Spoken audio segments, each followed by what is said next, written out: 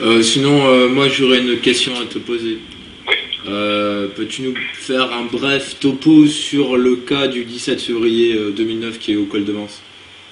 Alors, pour le 17, c'est vrai que le 17, on a reçu donc un mail donc, de Julien qui a fait une observation assez incroyable. Hein.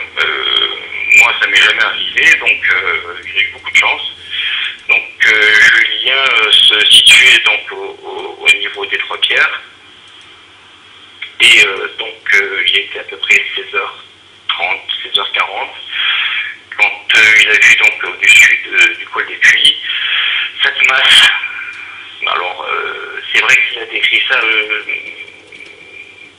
comment je pourrais dire, c'est vrai que cet objet, on va dire, donc montait, descendait, donc sur, je pense, une dizaine de mètres, et donc ça a duré quand même quelques secondes, et c'est par chance, je veux dire par chance oui, parce qu'il avait un appareil photo à proximité, et qu'il a eu vraiment le déclic de faire cette photo, et juste quand il a fait cette photo, l'objet est parti à une vitesse incroyable. Bon. Donc c'est vrai que moi, personnellement, je ne me suis pas rendu sur place. Il y a d'autres personnes qui sont allées donc à l'endroit où l'objet donc a été vu. Bon, malheureusement, il n'y a rien d'anormal. Les personnes donc ont pu se faire une idée à peu près de la dimension de l'objet, donc qui est entre 8 et 10 mètres par rapport aux arbres, parce que c'est vrai que ça c'était quelque chose de bien, c'est qu'à côté donc de l'objet, on voit des arbres et ça donne un petit peu donc une idée de grandeur. Hein. Et donc voilà, on n'en sait pas plus pour l'instant. C'est assez incroyable qu'on a eu qu'un témoignage là-dessus, parce que donc Julien nous a raconté que apparemment il y avait d'autres voitures de garées pas très très loin. Donc est-ce que d'autres personnes ont vu cet objet? Et bon, c'est toujours un petit peu délicat de contacter quand c'est comme ça. Il y a toujours des gens qui n'osent pas, quoi. Et bon, alors pour l'instant, on attend et on a que ce témoignage, malheureusement. Ok, donc, je t'interromps 2 secondes, excuse-moi. Il y en a beaucoup qui signalent que l'observation ressemble à un parachute de l'armée. Oui, alors tout à fait, c'est ce qui est sur le site internet, donc sur notre site. Olivier a fait un truc bien détaillé. Et donc si les personnes veulent aller voir, donc c'est sur www.coldevance.net. Hein. Et donc effectivement, on a mis une photo d'un parachute et c'est ce que ça peut laisser supposer, effectivement, quand on regarde la photo de Julien, on se dit ouais, c'est vrai que ça ressemble étrangement à un parachute. Bon, maintenant, c'est certain qu'un parachute ne remonte pas, redescend plusieurs fois comme ça avant de partir à une vitesse incroyable dans le ciel, quoi, je veux dire. Donc, bon, c'est vrai, ça ressemble à un parachute, mais c'est pas un parachute. Et donc voilà, on n'explique pas. C'est vrai que la photo, quand on la regarde comme ça, on s'attend toujours à avoir un objet classique, hein, mais bon, là c'est un petit peu différent, c'est complètement différent.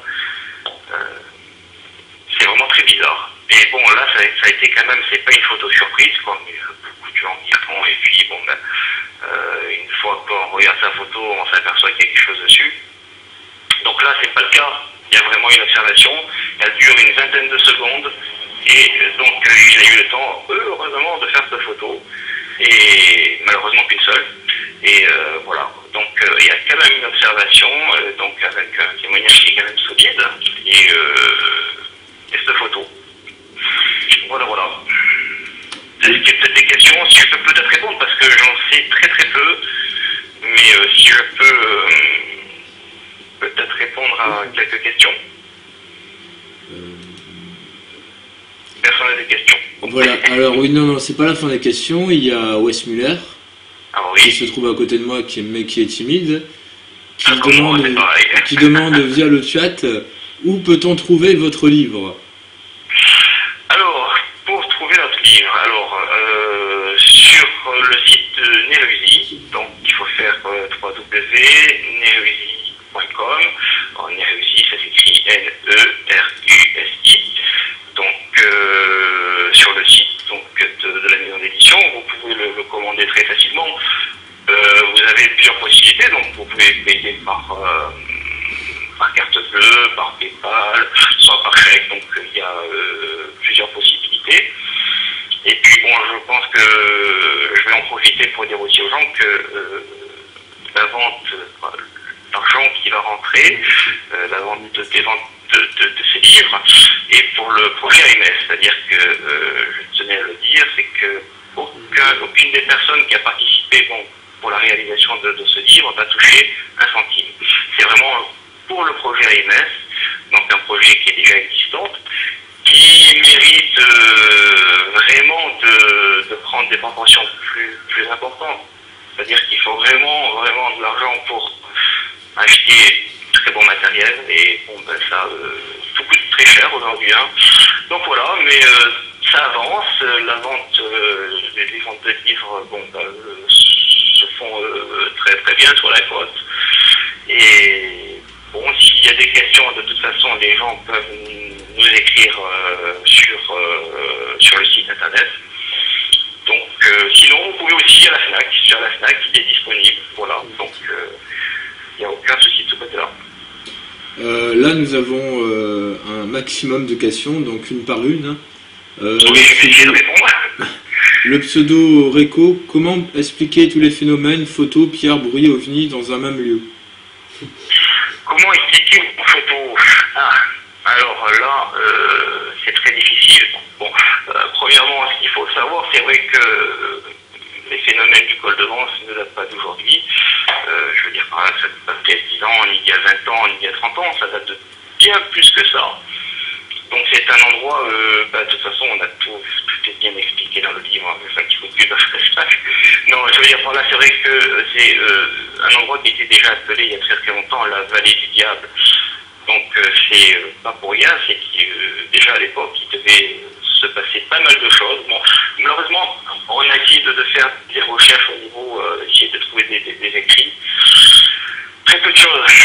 Il y a eu très peu de choses sur les phénomènes du col de Vence. Donc voilà, c'est pour dire que par exemple, ça ne date pas d'aujourd'hui. Il y a eu par exemple en 1708, et ça c'est dans les archives de Nice, des observations au niveau de la mer, donc au niveau du port de Nice, de 3 objets lumineux, et donc les gens, il y avait des centaines de personnes présentes à cet endroit-là qui ont vu sortir des êtres de ce vaisseau. Donc ça c'est vraiment c'est extraordinaire, c'est un cas qui est quand même à souligner, qui est quand même noté dans les archives de Nice, et quelques temps après ça s'est reproduit à Gênes, donc qui est à quelques kilomètres de Nice, et là pareil à Gênes ça a été le même panique, les gens vraiment se sont réfugiés dans les églises. Je crois, si je dis pas de bêtises, l'armée a tiré plus de 900 coups de canon sur ces objets sans pouvoir faire quoi que ce soit. Donc ça a été vraiment la panique. Hein. Donc voilà, tout ça, ça a été vraiment c'est du concret. Je veux dire, c'est vraiment dans les archives. Et donc voilà, c'est pour dire simplement que ça date pas d'aujourd'hui. C'est un endroit qui est... Pourquoi le col de Vence? Je ne pourrais pas l'expliquer. Mais c'est pour ça qu'on continue à essayer de creuser, de chercher, d'essayer de comprendre. Est-ce qu'on trouvera peut-être une réponse un jour? Ça, je ne sais pas. Mais c'est vrai qu'il se passe beaucoup de choses là-haut. Sinon, on a une question qui ressemble à peu près à la précédente que je t'ai posée. C'est de Chasseurs Célestes. Depuis combien d'années le col de Vence est-il considéré comme un lieu mystérieux? Si c'est un endroit considéré comme mystérieux? Considéré comme un lieu mystérieux. Excuse-moi, je t'ai pas entendu. Ah ben je répète. Question de Chasseurs Célestes. Depuis combien d'années le col de Vence est-il considéré comme un lieu mystérieux? Pourquoi est-il considéré comme un lieu mystérieux? Pour plein de choses, je veux dire, parce qu'il y a eu énormément de, il y a mystérieux, mystérieux. On peut dire qu'il y a déjà des Templiers, déjà à l'époque, même avant, donc il y avait des... ça y est, je perds le fil. Je perds les... je veux dire qu'il y a eu des peuples, oh, je cherche pas bon, c'est horrible. Bon, enfin bon, pour revenir que il y a eu des Templiers, il y a eu des Romains, des tas de peuples qui ont vécu sur ce lieu extraordinaire, et il y a encore énormément de vestiges. Je m'entends, par exemple, on peut retrouver une vieille tombe ah, ça y est, à force de parler, c'est plus difficile de parler comme ça au téléphone. Je perds un petit peu, moi, premièrement, parce que j'ai vraiment pas l'habitude de parler autant et d'essayer de transmettre un petit peu tout ce qui se passe là-haut au col de Vence. Donc c'est pour ça que je coupe un peu le fil. Ok. Non, mais de toute façon, c'est parfait. Donc oui, ce que je disais, c'est vrai que voilà, c'est une tombe ligure qui se trouve donc au col de Vence, donc il y a plus de 2000 ans. Donc voilà, il y a des vestiges, il y a plein de choses comme ça à voir. Il y a, pourquoi mystérieux, il y a aussi, par exemple, il y avait donc une pierre qui a été retrouvée il y a quelques années, une pierre gravée près de Courcebourg, mais à l'heure actuelle, il n'y a personne qui est capable de déchiffrer ce qu'il y a sur cette pierre. Donc il y a plein de choses, je veux dire, là comme ça, je sais plus, mais il y a plein de choses qui font que voilà, c'est vraiment un endroit mystérieux. Pour revenir au bruit du col de Oui. Vence, on a une question de Jérôme qui nous demande, il ressemble à quoi ce bruit quand on l'entend? Un genre de ronronnement mécanique. Je peux vous le faire au téléphone, mais enfin ça va pas donner vraiment ce que ça donne au col de Vence, mais ça fait un genre de ronronnement, hein. Un peu comme je vais essayer de vous faire ce bruit, là c'est un... Voilà, c'est un peu ce style de bruit qui, donc, comme j'expliquais, qui arrive très doucement, très lentement, il s'amplifie. Des fois, donc on peut même l'entendre de l'autre côté, des fois même deux.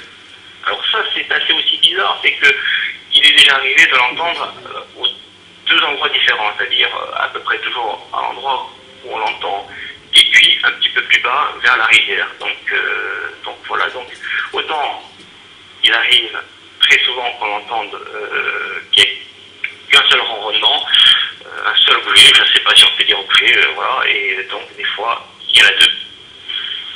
Donc voilà pour... Ok, je pense que là, ça sera probablement la dernière question. Oui. De Toto04. Oui. Est-ce qu'il y a déjà eu des ovnis de type nuage orangé au coucher de soleil au col de Vence? Pardon? Bon, je répète, est-ce qu'il y a eu des ovnis de type nuage orangé au coucher de soleil au col de Vence? Non. Non. Je sache. Non. Je dis non parce que moi, je n'ai pas souvenir, mais c'est peut-être possible, mais là, comme ça, non, ça ne me dit rien du tout. Ok. Bon, ben, je te remercie d'avoir participé au direct. Et ne t'inquiète pas, même si tu avais une petite appréhension il y a quelques temps, ça a été parfait. Ah ben, écoute, je te remercie, je remercie tout le monde qui a eu la gentillesse de m'écouter. Je suis vraiment désolé, hein, j'ai vraiment pas trop d'habitude de parler comme ça du col de Vence au téléphone. C'est vrai que il y avait tellement à dire et j'aurais tellement donné, je veux dire, d'informations que bon, ben, j'ai dû oublier un tas de choses. Et, non, bon, et puis j'étais seul ce soir, ce qui est un petit peu dommage, c'est que mes autres collègues malheureusement n'ont pas pu être là ce soir pour aussi témoigner, parce que c'était quand même important de les entendre eux aussi. Bon, là il n'y a qu'une seule personne qui vous parle du col, mais bon, il y a tellement de choses à raconter, j'ai sûrement oublié plein de choses. Et je voudrais aussi, en tous les cas, te remercier au nom de toute l'équipe pour ce que tu fais, et encore chapeau, parce que c'est pas évident ce que tu fais. Voilà, et je tenais vraiment à le dire, félicitations, et c'est super, continue. Bah, de toute façon, comme je te l'ai dit au téléphone dernièrement, il y aura une soirée spéciale Col de Vence au mois de juillet 2009. Ah bah écoute, ce sera super, comme ça tout le monde sera présent. Et bon, moi je suis pas très doué pour parler de tout ça, mais dans l'équipe, il y a des personnes qui ont plus la facilité, je veux dire, de bien expliquer les choses. Et j'espère que, écoute, il n'y a aucun problème, on sera présent. Le tout, c'est que tu nous dises et ce sera avec grand plaisir. Bah d'accord, je te laisse et encore merci pour ton intervention. Et c'est moi qui te remercie et merci à tout le monde. Et à très bientôt. Au revoir. Au revoir, Gilles.